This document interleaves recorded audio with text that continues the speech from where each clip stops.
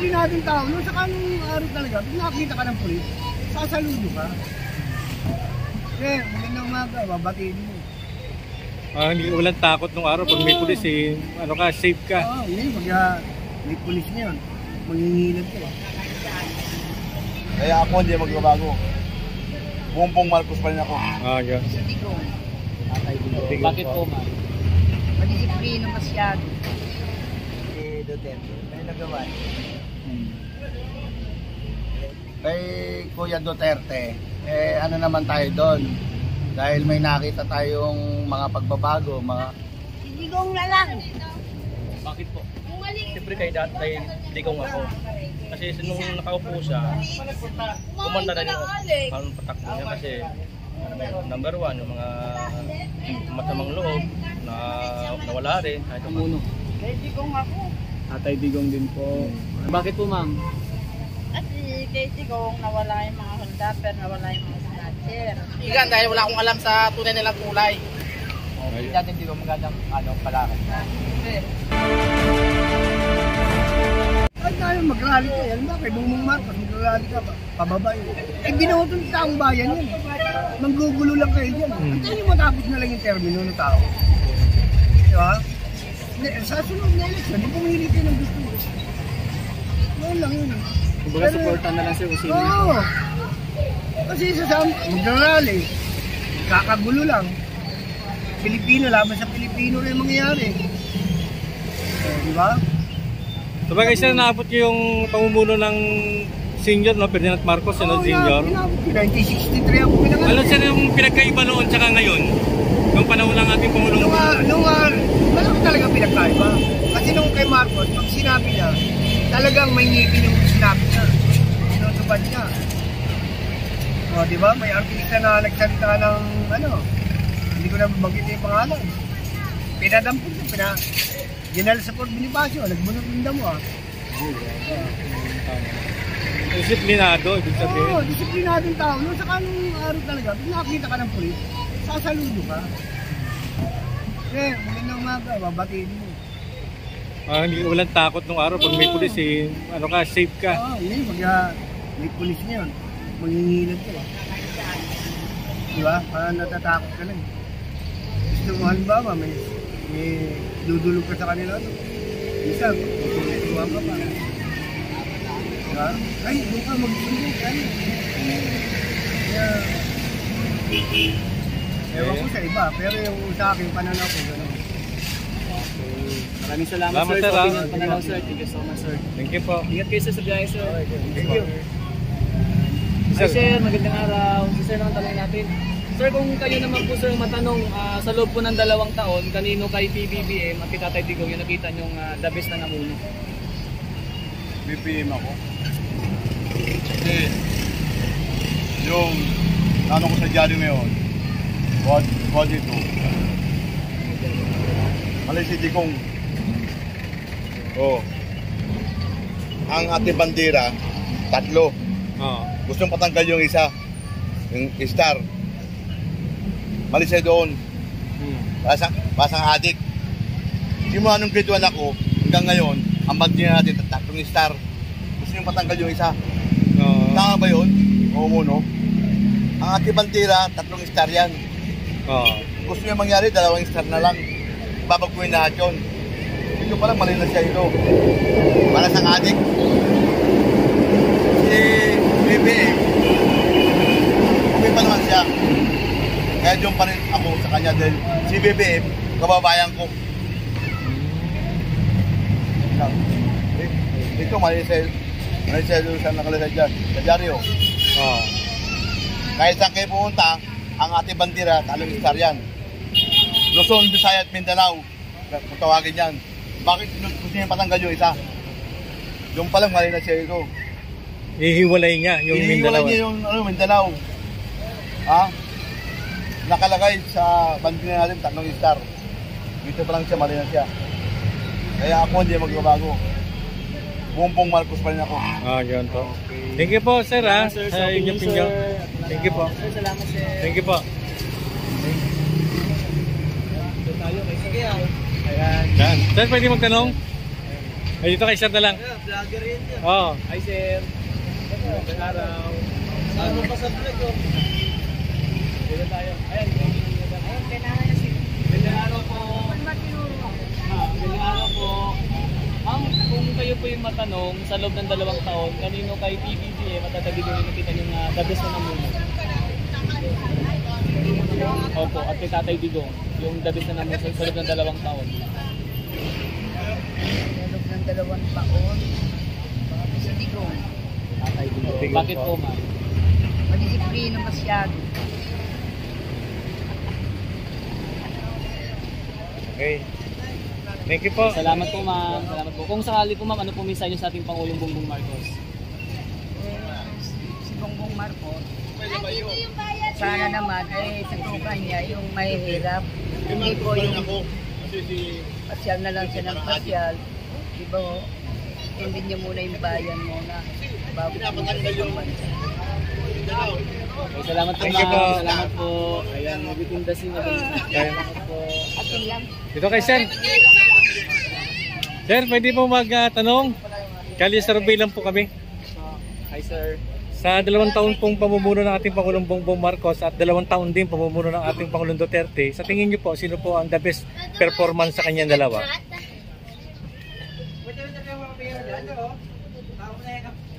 Wala akong maano sa kanila eh. Hmm. Pero okay din si Duterte. May nagawa. Ito ngayon, nag-umpisa pa lang kasi. Kaya wala pa tayong ano eh. So, kumbaga parehas, sir, sa parehas. Pantay lang. Okay. Okay. Salamat, sir, sa opinion. Hello, si sir. Hi, sir. Magandang araw. Ay, Pwede ba, sir, makali-service, sir? good Tanong morning ba? po. Ayan. Sir, yung katanungan po namin, sir, kung sa loob ng 2 taon, kanino kay PBBM at dating Pangulong Rodrigo Duterte ang nakita niyong the best na namuno? Ayun, wala naman akong ano dyan sa presidente. Kumbaga, kay Kuya Duterte, ano naman tayo doon. Dahil may nakita tayong mga pagbabago, mga skyway, mga project niya. Kay Kuya Bongbong naman, okay din naman. Wala namang perfectong presidente. Lahat naman, pero ginagawa naman nila yung ano nila, yung trabaho nila, ilang presidente. Yun lang. So, kung sakali, sir, meron pa ba kayong mensahe sa ating Pangulong BBM? Kay Kuya BBM, siguro pagpalain pa siya ng Panginoon at marami pa siyang project na gawin sa Pilipinas para mag-improve ang ating bansa. Yun lang po. Yun lang. Ayan. Salamat, sir, sa Thank you po, opinion, sir. sir. At Sana yan yung mga bumabay bilihin, gasolina, mga toll gate. Basta papababa yung mga pangunahing bilihin ng mga Pilipino. Kasi syempre, ang hirap ng buhay ngayon. Yun lang po, thank you. Thank you po, sir. bayan ko, no? Dito na po sa Libertad Palengke po itong ating calle survey sa ngayon, mga bayan. Ayan, medyo dumidilim na. Hi, ma'am. Magandang araw. Ma'am, abalain po namin kayo, Sir, abalain po namin kayo. Ma'am, may calle survey na po kami. Ayan. Ito muna si ma'am, no? Ayun. Ma'am, kung sakali po matanong kayo, sa loob ng 2 taon, kanino kay BBBM at Tatay Digong nakita niyo the best na namuno? Agulos! 20 to ah! Sigong na lang. Bakit po? Yung maliit. Maganda nga lang. Wala naman favorite, Betty. Hindi, may isang pusa po dyan yung medyo malaki ng konti. Mga holdapper at mga ano. Ayaw po. lang kami. Bigyan mo na. Wala na. Nakakatakot na lumabas. Kay Digong, hindi ka natatakot dahil tahimik. Oo. Kay BBM, takot ka na lumabas dahil marami na holdapper, marami na sniper. Oo. Ayan po. Kung sakali po ba, ma'am, ano pong mensahe niyo sa ating Pangulong Bongbong Marcos? Tingin mo, sino ang nagkakalo sa'yo? Wala po. Wala na po kayong masasabi. Okay, ma'am. Salamat po, ma'am, sa opinion. Sir, magandang araw. Yun, sir, yung katanungan namin, sir, kung sakali sa loob ng 2 taon, kanino kay BBBM at Tatay Digong yung nakita niyo mga the best na namuno? Siyempre, para sa akin lang, siyempre kay Tatay Digong ako. Kasi nung nakaupo siya, kumanda na yung patakbo niya kasi number 1, yung mga masamang loob na nawala rin kahit paano. Baka nabawasan yung mga nutcher, yung mga hundapan. Ngayon, marami na ngayon mga patayan, hundapan, nutcher. Kaya parang bumalik sa dati. Tama nga sinabi ni Tatay Digong, pag nawala daw siya, babalik talaga yung mga droga. Kaya, ayun. Tatay Digong. Meron po ba kayo, sir, mensahe sa ating PBBM? Kung para sa akin din, sana yung mga sinasabi niya na babaan yung mga bilihin, dapat sundin niya. Kasi kawawa naman kayong mga mahihirap. Kaya nga na ngayon, sahod namin, magkano lang. Ito lang sa pamilya namin. Wala na kami makapag-banding-banding. Ganun lang yung masahe namin para kahit na hindi taasan yung sahod, basta babaan yung mga bilihin. Unang-una, mga bigas pa lang. Kahit nga 50 pesos mo lang, pang isang araw mo lang yun, wala pa sa gabi. Diba? Kaya kung sa akin lang, lima kami, sama yung mga anak ko. 50 pesos namin, di kasya. Ulam pa. May ulam pa. Wala pa yung ulam doon. Bigas pa lang. Kaya ngayon, makakabili ka ng 50 pesos ngayon na bigas. May ano pa, may amoy pa. Hindi mo po kaya kainin pa. Kaya makakabili ko ng magandang bigas ngayon, 57 na o 56. Ito 60 na nga. Sa likod niyo, sir, no? 62, 65, Pinakamataas na 80. Ayun, 58 oh. 50, 60. Yun ang mensahe ko. Pinakamura. Kahit na hindi taasan ng sahod, basta ibaba yung mga bilihin. Yun lang yun. Para kahit paano yung mga tao, may tiwala na sa kanya. Salamat, sir, sa opinion at pananaw, sir. Sige sir, maraming salamat. Ito si ma'am. Magandang araw. Ma'am, para sa iyo, ma'am, ano pong opinion niyo po doon sa kung sa loob ng 2 taon kanino kay PBB at Tatay Digong yung nakita niyong the best na namuno? Kaya Digong ako. Tatay Digong din po. Bakit po, ma'am? Kasi kay Digong nawala yung mga hundaper, nawala yung mga snatcher. Hindi na nakakatakot lumabas sa madaling araw. Kay BBM, siyempre, sa mahigpit maluwag din. Kailangan maging mahigpit siya sa mga nakaitambay. Lalo lang sa ate. Diba? Thank you po. Salamat po, ma'am. Salamat po. Hindi lang pre.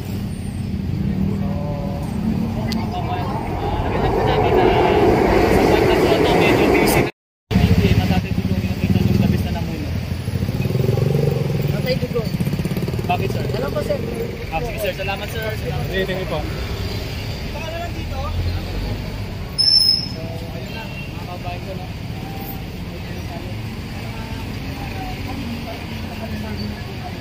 Ang sa loob po ng 2 taon kanina po kay PBBM at Tatay Digong nakita niyong gabis na namuno.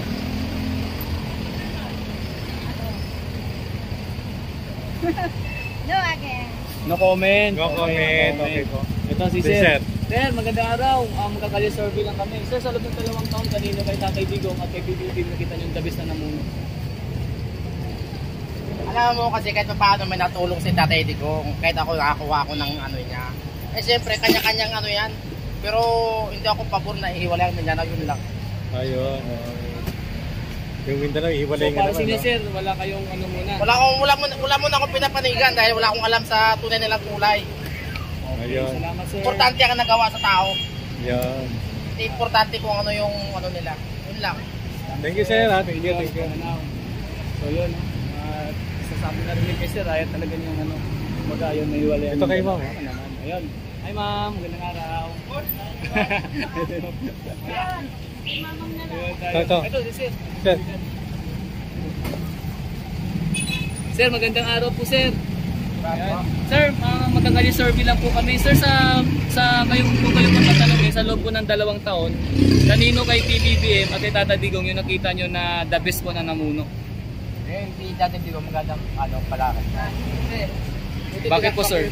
Eh, kamukha ngayon, di ba kayo? Di ba nag-aaway na ngayon si BBM sa si Digong naman nag-aaway na ngayon sa hindi natin alam kung tungkol sa inyo.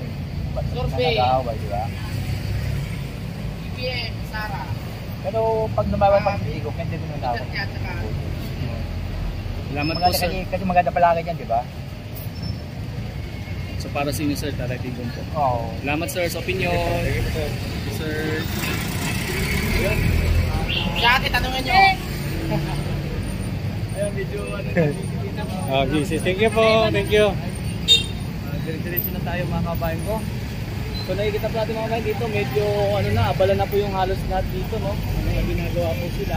So siguro, nandito na lang po siguro mga kabayan Okay, yung mga aming Kali survey sa ngayon at abangan nyo na lang po yung aming sunod na iba pang Kali survey update sa aming mga Ayan mga kababayan, ganito lang ating Kalye Survey dito sa may Libertad, parte ng Palengke Top.